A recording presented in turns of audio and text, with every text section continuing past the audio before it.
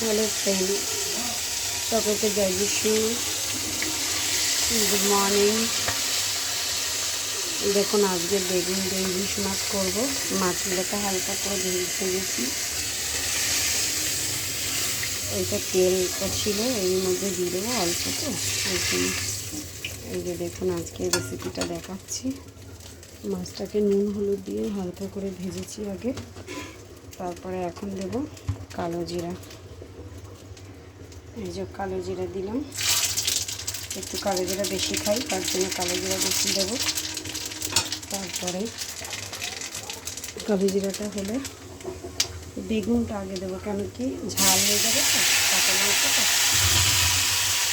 এই দেখো, এই বেগুনটাকে এইভাবে একটু ভাজবো।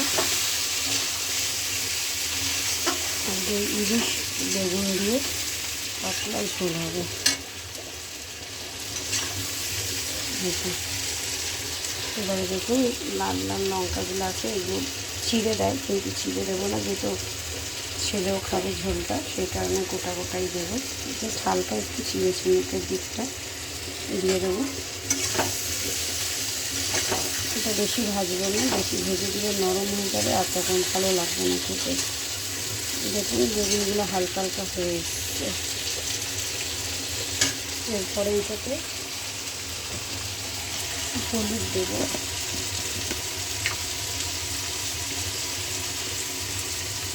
কিছু হলুদ দিলাম।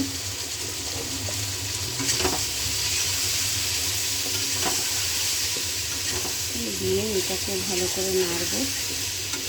এটা বেশি ভাজবো না, বারে বারে বলছি, বেশি ভাজলে জিনিসটা একদম বেগুনগুলো পুরো ভেঙে যাবে, পুরো ঝোলটার সাথে ক্যাপকাপ হয়ে যাবে পুরো।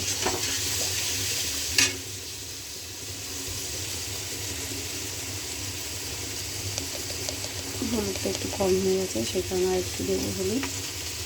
দিয়ে এটাকে একটু কষাবো।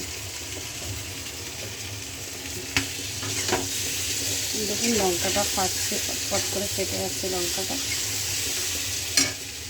এই যে মাছটা, আজকে বড় মাছ পাইনি, ছোটো মাছই পেয়েছি। Sorry sorry.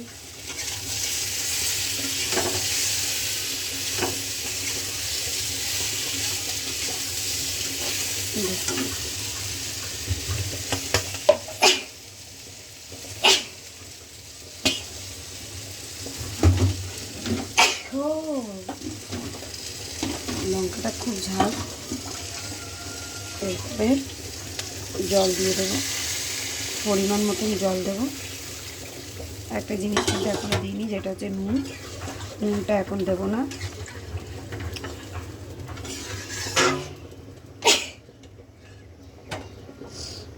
আমরা একটু ঝোলটা বেশি খাই, জলটা।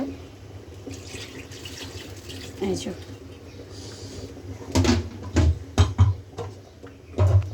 ব্যাস, এবারে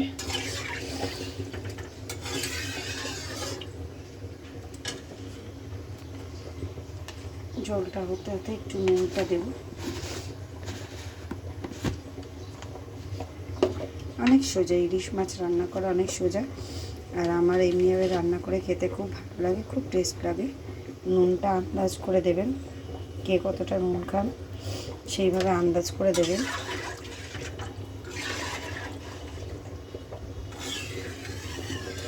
আর এই পাশে এই যে ভাত হচ্ছে। আজকে আমার দুপুরের রেসিপি হচ্ছে ইলিশ মাছ, থোর ভাজা আর ভাত, আর কিছু হবে না।